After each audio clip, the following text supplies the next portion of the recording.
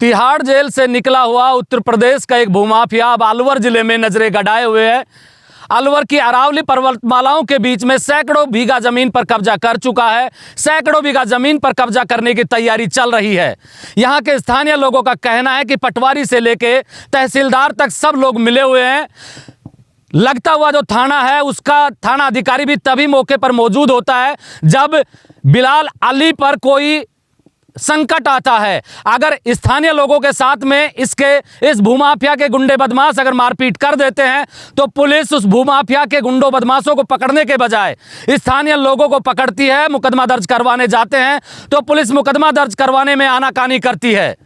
पटवारी, कानून गो, तहसीलदार सब मिले हुए हैं। ऐसा लगता है कि सबके हिस्सेदारी है इसमें, क्योंकि इतनी प्राइम लोकेशन पर और पहाड़ों के बीच में बफर जोन की जमीन पर अगर आलीशान फार्म हाउस काट दिए जाएं, जिनको यूआईटी से अप्रूव्ड प्लॉट बताकर बेच दिए जाएं, तो आप समझिए कि प्रशासन किस तरीके से भांग के नशे में है। मैं भांग का नशा इसलिए कह रहा हूं कि उत्तर प्रदेश से चलकर जिसको योगी आदित्यनाथ ने उत्तर प्रदेश से भगा दिया हो, वो अब राजस्थान की शरण लेने लगे हैं ऐसे भूमाफिया। यहां पर कई ऐसे लोगों की जमीनों पर भी कब्जा कर लिया गया है और उनकी रजिस्ट्री भी करवा ली गई है, जो अब से कई वर्षों पहले गुजर चुके हैं। उनकी ज़मीनों की रजिस्ट्री हो गई, इंतकाल चढ़ गया। ऐसे भी लोग यहाँ मिल जाएंगे। मैं इन्हीं लोगों से पूछता हूँ कि आखिर पूरा मसला क्या है। ताज्जुब की बात तो यह है कि यहाँ हर दिन 24 घंटे तकरीबन 50 से ज़्यादा लोग हथियारों के साथ मौजूद रहते हैं, जो आसपास के लोगों को डराते धमकाते हैं। अब ये पूरी एक बार ज़मीन दिखा दीजिए। जिंदोली गाँव, चांदोली गांव जो है सुरंग के नज़दीक, अगर आप अलवर से सुरंग के पास जाएंगे तो सुरंग में ना घुसने से पहले लेफ्ट हैंड को जो रास्ता जाएगा जंगलों के बीच में, उस तरफ की ये ज़मीन, एक बार पूरी ज़मीन दिखा दीजिए। ये देखिए कि बिना परमिशन के पेड़ पौधे काट दिए गए, जबकि इस जिले से दो मंत्री आते हैं, वो भी वन मंत्री आते हैं। दूसरी बात कि यहाँ पर बफर जोन की ज़मीन पर आलीशान फार्म हाउस बना दिए गए हैं। उसके बाद भी प्रशासन कोई कार्रवाई नहीं कर रहा, लोगों को डराया धमकाया जा रहा है। मैं इन्हीं लोगों से पूछता हूं कि आखिर पूरा मामला क्या है। क्या नाम है आपका? मेरा नाम सुनील कुमार है और मेरे पिताजी की यहाँ सन 1974 में 3.5 बीघा ज़मीन अलॉट हुई थी। मेरे दादाजी को भी अलॉट हुई थी, वे मेरे दादाजी के भाई को भी अलॉट हुई थी। उस संबंध में मुझे सूचना मिली कि आपकी ज़मीन पे कुछ भूमाफिया है, जो उत्तर प्रदेश का बिलाल नाम का व्यक्ति है, उसने कब्जा कर लिया। तो मैंने मेरे ताऊ का लड़का हुक्मचंद था, उसको संबंधित थाने विजय मंदिर में भेजा। तो उन्होंने, हमने कहा भाई हम दलित परिवार से, हमारा ज़मीन पर कब्जा क्यों कर लिया? तो संबंधित पटवारी ने और तहसीलदारों ने हमको भगा दिया वहाँ से। मतलब पटवारी भी मौके पे मौजूद था, तहसीलदार पे भगा दिया आपको? भगा दिया हमने। ज़मीन आपकी भगाया भी आपको? भगाया भी हम ही को। फिर मैंने SC/ST आयोग दिल्ली में, SC/ST आयोग दिल्ली से दखल अंदाजी के बाद मुकदमा नंबर 65/24 दर्ज कराया, जिसकी जांच IPS मैडम शिवानी कर रही है। हमारे साथियों के, मेरे पिताजी के साथ मेरे ताऊ का लड़का हुक्मचंद है, मेरे चाचा जी के साथ मारपीट करी और मारपीट करके भगा दिया। मेरे चाचा जी की 7 बीघा ज़मीन है। इस संबंध में मैं ADM साहब से मिला हूँ, डिस्ट्रिक्ट कलेक्टर साहब से मिला हूँ, मानव अधिकार आयोग में गया हूँ। मैंने जहाँ तक सूचना है, जहाँ तक मैंने लिखित में ईमेल से संबंधित अधिकारियों को सूचना दी है, जब भी बात करता हूँ तो यही कहते हैं कि आपकी कार्रवाई करेंगे, आपकी कार्रवाई करेंगे। मैं तहसीलदार से बात करता हूँ, तहसीलदार बात नहीं करता। पटवारी से बात करता हूँ। मैं तो मीडिया के माध्यम से, मुझे आज सूचना मिली कि माननीय पत्रकार महोदय आज हमारी ज़मीन पर जाके गरीब लोगों के कुछ आवाज़ उठाएंगे, तो मैं वहाँ पहुँचा हूँ और पहुँच के मैं उनके सामने कुछ जो मेरा। और किस किस की ज़मीन है? क्या नाम है आपका? शौकीन नाम है मेरा। हमारी ज़मीन है तकरीबन 14 बीघा। इन्होंने पहले बाउंड्री करी थी, बाउंड्री के अंदर ज़मीन ली थी किसानों की, और जब उनकी बाउंड्री के अंदर ज़मीन आ जाती है, जब उसके जो 2-4 बंदे गांव के इर्द-गिर्द के पकड़ रखे हैं, भाई कह तो पैसे ले लो, तुम्हारी नुई भी तो जा रही है, डंडा हो गया उसका, डराया धमकाया जा रहा है। फिर उसको क्या दिया जाता है? 90,000, जिसका देसी मुर्गा भी नहीं आता, 90,000 का ऐसा ज़मीन का वो दे रहा है रेट। 1 बीघा ज़मीन का 90,000। और अब इसका यही प्रक्रिया इधर चल रही है, जो ये बाउंड्री इसको दिखाइए, जैसे इसने पहले किया था, यही तरीके से इसका इस पे वो कर रहा है।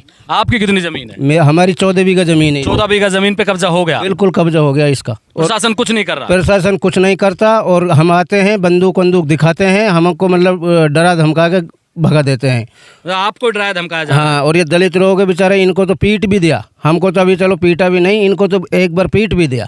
दलितों को यहाँ पीटा भी गया है। हाँ, पीटा भी गया, आपके सामने ही है। क्या नाम है भाई आपका? मेरा नाम राधेश्याम है। आपकी भी जमीन है क्या यहाँ पे? मेरे पापा जी के नाम से है, ज्ञानराम के नाम से। कितनी जमीन है? 3.5 बीघा ज़मीन है, भाई के नाम से भी है, उस पर भी कब्जा कर लिया और उस पर भी ये दबंगाई से ये काम कर रहे हैं। आगे बड़ा स्कैंडल है इसमें, मेरे हिसाब से तो बहुत बड़ा ये वो स्कैम है जो चल रहा है उच्च स्तर पे। उच्च स्तर पे चल रहा है। हाँ, तो आपकी जमीन पे कब्जा हो गया? कब्जा हो गया, यहाँ हमारी ज़मीन सबकी लगी हुई है। ये आपको घुसने देते हैं कि वहाँ वो जो नहीं, घुसने नहीं देते, ये सारे बाउंसर छोड़ रखे हैं, बंदूक लेके भागते हैं, डरा धमका के हमको बाहर निकाल देते हैं। गांव में से निकलते हैं तो बहन बेटियों पे तो कोई खतरा नहीं है अभी? खतरा ही खतरा, यहाँ से आगे खतरा भी होगा।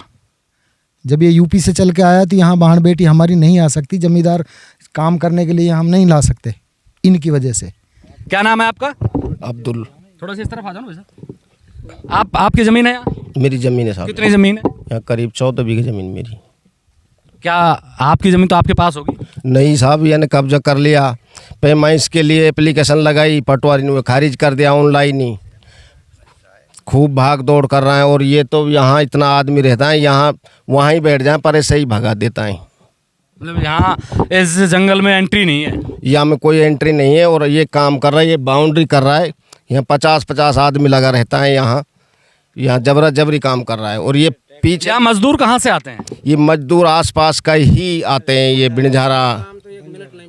और ये हमने बोली तो उन लोग काम नहीं बंद होगा, ये ऐसा ही चलेगा, हम यहाँ चलेगा। अब यहाँ का साला आया थोड़ी सी पहले, इनको ये ज़मीन तो भेंट मांग रही है, इस पे तो मानस मरेगा। हमको ये धमकरा भी तो किसका साला? ये बिलाल अली का साला क्या कह रहा था? ये फिरोज नाम है, वो कह रहा था अगर इस ज़मीन तो ये भेंट मांग रही है, यहाँ तो मानस मरेगा। मरेगा मतलब ये हाँ, धमकी है? ये धमकी सब आदमियों को सामने कही है ये बात तो उन्होंने। क्या नाम है आपका? हुक्मचंद। आपकी भी जमीन है क्या? मेरे पिताजी की ज़मीन है, कितनी है? 3.5 बीघा। वो भी गायब हो गई? गायब क्या, मैं आया था यहाँ पर 1 तारीख को, मेरे को पता लगा कि यहाँ पे वो कब्जा कर रहे हैं, तो मैंने घर परिवार में बोली तो 2 तारीख को परिवार वाले यहाँ आए थे और इनके यहाँ पे गनमैन थे और हमारे साथ उन्होंने मारपीट की। और फिर हमने थाने में रिपोर्ट दर्ज कराई है और पटवारी के मतलब तो जाते ही रिपोर्ट दर्ज होगी आपकी? नहीं हुई, रिपोर्ट करने से मना कर दिया। फिर हमने SC/ST आयोग में से वो कराइए और एप्लीकेशन का, हमारे एप्लीकेशन की ऑनलाइन लगाई थी, उसको पटवारी ने तहसीलदार ने खारिज कर दिया। ये देखिए गांव के लोगों का दर्द सुनिए कि हथियारबंद लोग यहाँ रहते हैं। जब ये लोग इस तरफ आते हैं तो इनको डराया धमकाया जाता है। जो बिलाल अली है उसका साला, वो धमकी दे रहा है कि ये जमीन भेंट मांग रही है, बलि मांग रही है, मतलब कुछ ना कुछ यहाँ होने की संभावना है। ताज्जुब की बात है, लानत की बात है, प्रशासन के मुंह के ऊपर एक तमाचा है कि किस तरीके से उत्तर प्रदेश का एक भूमाफिया यहाँ राजस्थान में आकर अपनी हुकूमत जमा बैठा है। दोनों पहाड़ों के बीच में सैकड़ों बीघा जमीन पर कब्जा कर चुका है, करने की तैयारी चल रही है। पूरा प्रशासन मिला हुआ है, हो सकता है कि पटवारी का, तहसीलदार का, संबंधित थाना अधिकारी का और वहां लगे हुए कर्मचारियों के भी यहाँ कोई ना कोई प्लॉट हो, उन्होंने भी जमीन खरीद रखी हो। ऐसी भी अगर जांच की जाए तो कई लोगों के खुलासे हो सकते हैं। लेकिन सवाल यही है कि आखिर कार्रवाई करेगा कौन? कौन आएगा इन गरीब लोगों को बचाने? कौन आएगा इन दलितों की जमीन इनको वापस दिलाने? हम ये खबर कर रहे हैं, पता नहीं कार्रवाई होगी कि नहीं होगी, कोई सुनेगा कि नहीं सुनेगा। लेकिन हम चाहते हैं कि अलवर जिले से आने वाले दोनों मंत्रियों तक ये खबर जाए ताकि जो लोग दोषी हैं उन पर कार्रवाई हो और जिन गरीबों की जमीन भूमाफियाओं ने हथिया ली है उनको वापस मिले। आप मेरे साथ देख रहे हैं ब्लैक एंड व्हाइट सच। मैं महेंद्र यादव। जय हिंद, जय भारत।